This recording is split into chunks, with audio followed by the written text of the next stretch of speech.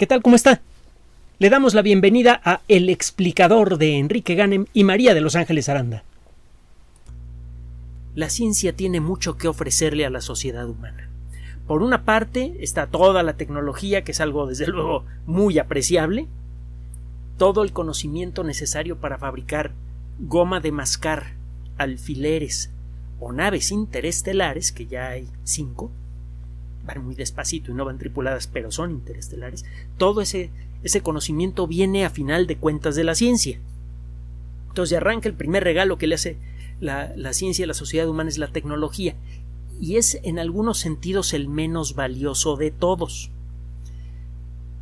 La ciencia también, entre otras cosas, enriquece mucho nuestras vidas de una manera casi intangible, pero muy clara.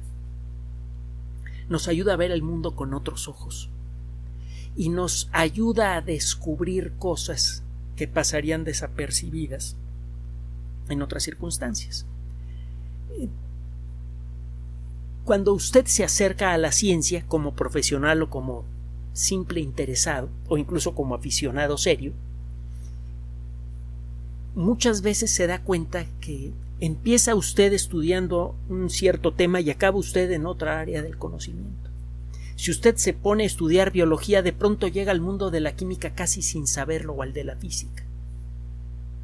Y eso genera muchas perspectivas nuevas en las personas que pasan por este proceso. Cada conocimiento nuevo que mete usted en su cabeza le ayuda a ver el mundo de una manera diferente. Dicen que viajar ilustra. Una cosa es ver en la pantalla de un televisor, aunque sea inteligente y aunque sea 8K o lo que sea, algunas de las calles de París, y otra cosa es caminar por las calles de París, oír hablar a la gente, ver lo que comen, comer lo que comen. Una cosa es ver el interior de un museo en fotografías y otra cosa es estar enfrente de piezas clave para entender nuestro pasado colectivo.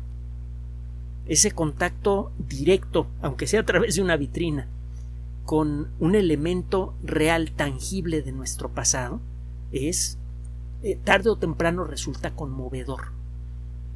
Por eso los museos tienen gran éxito, cuando menos en los países que entienden para qué demonios sirve la cultura. El caso es que si usted se pone a estudiar un tema científico, muchas veces llega a otros territorios y en el camino se enriquece usted mucho, como investigador o como simple interesado en la ciencia.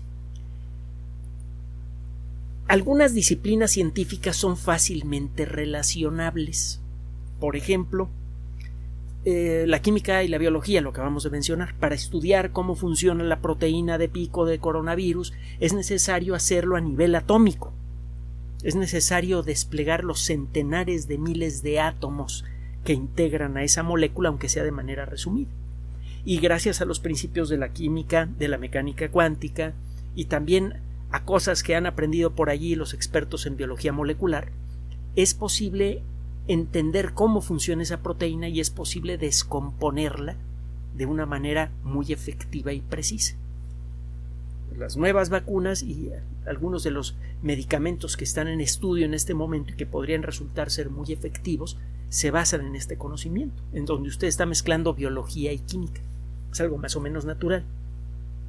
Hay otras relaciones que probablemente al principio parecen menos naturales. Por ejemplo, ¿qué demonios tiene que ver la arqueología con la geología? O mejor aún, para ser más precisos, con la sismología. México es un país que tiene una riqueza arqueológica verdaderamente espectacular. Tenemos una gran cantidad de sitios arqueológicos verdaderamente fabulosos, todas las ruinas mayas. Luego tiene usted lugares como Teotihuacán, que es imponente, y lo más imponente de todo es que la gran mayoría, pero la enorme mayoría, probablemente más del 90 o 95% de las riquezas arqueológicas de México están por ser descubiertas. Simplemente piense que se estima que ha sido posible restaurar y estudiar de manera sistemática menos del 4% de lo que hay por estudiar en Teotihuacán. Y es una ciudad ceremonial. Y en México hay ciudades ceremoniales por todos lados, algunas de ellas enormes. Está Monte Albán, está... Bueno, me voy a salir de tema, no quiero hacerlo. El caso es que México tiene una riqueza arqueológica brutal a pesar de los estragos producidos por las guerras internas entre las civilizaciones mesoamericanas en su época y también por el arribo de los colonizadores españoles, a los que, por cierto, por mucho tiempo hemos probablemente vilipendiado más allá de lo que merece, pero bueno, esa es otra historia. El caso es que algunos de los documentos escritos de la época previa a la llegada de los conquistadores se conservan aún, muchos de ellos fueron destruidos. En un caso muy sonado, el obispo Diego de Landa mandó destruir la mayoría de los códices mayas por creerlos demoníacos o alguna tontería de esas. Luego se dio cuenta de lo que estaba haciendo y se convirtió en el primer conservador de la cultura antigua maya. Eso pasó en más de una ocasión aquí en México. No solamente los códices mayas fueron destruidos, también los códices aztecas. Sobrevivieron muy pocos. Uno de ellos es el códice Teleriano Remensis. Búsquenlo en la Wikipedia. Este código se encuentra, este códex, este documento se encuentra en la actualidad, este códice, sí, se encuentra en este momento en la Biblioteca Nacional de Francia en París. Y bueno, pues el caso es que el estudio detallado de este códice de pronto involucró un artículo en una revista de investigación de muy alto nivel que se llama Seismological Research, investigación sismológica. Chihuahua, ¿qué onda? ¿Qué está pasando aquí? Bueno, recuerde que cuando usted escribe un artículo breve, un artículo científico completo pero breve, quizá unas 3 páginas, una cosa así, en donde describe de manera breve pero muy precisa algún trabajo de investigación que está en curso, cuando está usted avisando de algún descubrimiento interesante que hace como parte de un trabajo de investigación, usted lo que hace es enviar estos artículos cortos que en inglés se llaman letters, comunicados. En la sección de letters, en la sección de comunicados cortos de Seismological Research, 2 investigadores, esta nota acaba de aparecer sí, 25 de agosto, acaba de aparecer en la página electrónica de la Sociedad Sismológica de América, Seismological Society of America. 2 investigadores, Gerardo Suárez de la Universidad Nacional Autónoma de México y Virginia García Acosta del Centro de Investigaciones y Estudios Superiores en Antropología Social, reportan algo de veras sabroso. Se pusieron a estudiar el códice Teleriano Remensis y encontraron evidencia clara de reportes de sismos, de 12 sismos grandes ocurridos entre 1460 y 1542. Es decir, en uno de esos casos, en la primera parte de ese intervalo todavía no llegaba siquiera el Colón. Y en la segunda parte, pues México ya había sido conquistado, ya se había conquistado una buena parte del continente. Es decir, en este códice se reporta, se hace un registro de 12 terremotos importantes en un intervalo de tiempo de casi un siglo.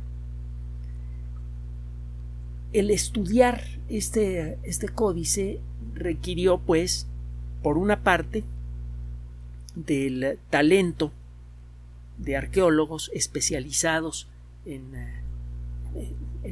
el tema, en la exploración del contenido de los códices, y por otra parte en el conocimiento de los sismólogos. Los investigadores comentan que, y usted y yo lo sabemos bien, que los terremotos son doblemente interesantes desde el punto de vista arqueológico, porque, y desde el punto de vista geológico también. Bueno, primero porque aquí ocurren muchos terremotos, es una tierra ideal para el estudio de las causas de los sismos, y también, por lo tanto, es un lugar ideal para el desarrollo de técnicas que permitan generar un mejor aviso a la población cuando se viene un terremoto, y también eventualmente para entenderlos al punto de que podamos hacer alguna predicción razonablemente decente, algo que todavía está por hacerse. Entonces, México es un lugar ideal para el estudio de terremotos. Y por cierto, se ha desarrollado tecnología fabulosa. El sistema de alerta sísmica que tenemos aquí, y se lo he dicho en otras ocasiones, lo envidian en California. Hágame usted el favor. Bueno, el segundo motivo por el cual resulta muy interesante unir estas dos disciplinas es porque, además de su importancia geológica, los terremotos también han tenido un profundo impacto en el pensamiento cosmológico de muchas de las culturas mesoamericanas. Cuando la Tierra se mueve, da la impresión de que son los dioses los que le están moviendo. Es inevitable que de alguna manera los terremotos encuentren su camino. Por ejemplo, en la mitología del pueblo azteca se acuerda de la leyenda de los 4 soles. Acuérdese que estamos viviendo en el quinto sol, el sol de movimiento. Se supone, de acuerdo con la cosmología azteca, que esta era acabará en medio de grandes terremotos. Probablemente esta idea fue inspirada por alguno de los grandes sismos reportados en este códice o sismos anteriores. La leyenda del quinto de los 4 soles la va a encontrar usted narrada de manera excelente, por ejemplo, en los libros de Miguel de León Portilla. Hay muchos lugares en donde encontrar estas historias tan ricas, tan importantes, y las encuentra usted en una editorial de muy fácil acceso aquí en México, que es el Fondo de Cultura Económica, que tiene, conste que no nos patrocinan, nunca nos han patrocinado, pero hay que reconocer que los libros que ofrecen son muy buenos. Bueno, el caso es que el códice, este códice en particular, como pasaba con todos los códices náhuatl, fueron construidos por tlacuilos, los escribas. El Códice Hitleriano Remensis tiene una serie de explicaciones, lo que se llaman las glosas, en latín y a veces en español e incluso en italiano, para describir en lenguaje occidental qué significan algunos elementos del códice. Hay un glifo, un dibujo simbólico, que parece como una especie de reilete, un puntito con 4 aspas. Ese dibujito representa terremotos. La información de estos códices por sí misma es muy interesante y se puede complementar con información documental de las personas, de los representantes de la civilización occidental que empezaron a hacerse presentes en el continente americano por esas fechas. Por ejemplo, un monje franciscano, Juan de Torquemada, que no me lo confunda con el otro Torquemada, el que necesitaba un ejército de 600 personas para protegerlo, la cabeza de la Inquisición española, este es otro. Un monje franciscano, Juan de Torquemada, describe un terremoto ocurrido en 1496 que sacudió a unas montañas que se encuentran en la provincia de Xochitepec. Esto generó un deslave que afectó de manera importante a la gente de la cultura yope. Bueno, pues esta descripción, que fue complementada con lo que describe el códice, permitió entender mejor el comportamiento de ese terremoto. Incluso fue posible darse una idea del lugar en donde ocurrió. Ocurrió en la costa de Guerrero, cerca de la costa de Guerrero, en una región que tiene muy preocupados a los sismólogos desde hace décadas. Esta región, la región de Guerrero, en donde han ocurrido pocos terremotos en las últimas décadas, es famosa también entre los sismólogos porque la mayor parte del tiempo está tranquila, pero cuando ruge lo hace con fuerza. Allí ocurren terremotos de magnitud 8 o superior. Bueno, pues ese terremoto, el de 1496, es probable que haya tenido una magnitud superior a 8. Y ocurrió precisamente en esta zona de silencio sísmico. Esta información es crucial para los sismólogos, porque una buena parte de su trabajo de investigación, el que pueden hacer ahora con las herramientas disponibles, es estadístico. Empiezan a registrar la frecuencia y otras características de los terremotos en distintos puntos de una gran región sísmica, como lo es toda la costa occidental de México. Si usted hace un mapa con puntitos de colores que representan a los terremotos que han ocurrido desde que existe algún registro, aunque sea limitado, como el que ocurría antes de que se utilizaran los primeros sismógrafos a principios del siglo XX, usted se dará cuenta que toda la costa occidental de México está llena de puntitos, pero hay zonas en donde los puntitos son muy escasos. Estas zonas de silencio sísmico son especialmente preocupantes, y de todas probablemente la más preocupante es la de Guerrero, porque es una zona donde puede haber silencio sísmico por décadas, pero cuando se rompe ese silencio sísmico es con una patada espantosa. Es un terremoto muy poderoso el que ocurre en estos lugares. Da la impresión de que es uno de estos lugares en donde realmente se está acumulando energía sísmica. Recuerde que la Tierra es esencialmente una gota de magma fundida que tiene una cubierta muy delgadita de roca sólida. Esa cubierta está dividida en escamas, en placas continentales, que se mueven lenta pero imparablemente como consecuencia de las lentas pero también imparables corrientes de magma que ocurren en el cuerpo de la Tierra, en el manto. En algunos puntos dos planchas continentales se topan de frente y la menos densa se monta sobre la más densa. En promedio, las rocas de la corteza terrestre de los continentes son menos densas que las rocas que forman al fondo del mar. La diferencia de densidad es pequeña, pero es suficiente para que la roca que forma el continente se monte encima de la roca que forma el fondo del mar. Esta roca comienza a curvarse y se clava hacia el centro de la Tierra. Este proceso genera fricción entre las dos planchas de roca y en algunos puntos esta fricción puede hacer que el movimiento se detenga.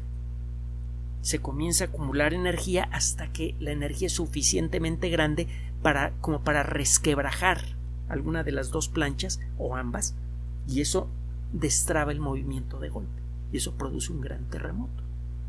Bueno, pues hay regiones en donde esto parece ocurrir de manera más o menos sistemática. La zona de silencio sísmico de Guerrero parece ser una de ellas. Es un lugar donde frecuentemente ocurren atascos en este lento movimiento que involucra las placas continentales. Es un movimiento que típicamente es unos pocos centímetros por año. Y cuando se suelta la energía acumulada a lo largo de décadas, el terremoto resultante es devastador. Pues bien, no se han registrado terremotos de magnitud 8 en la zona de silencio de Guerrero desde 1845.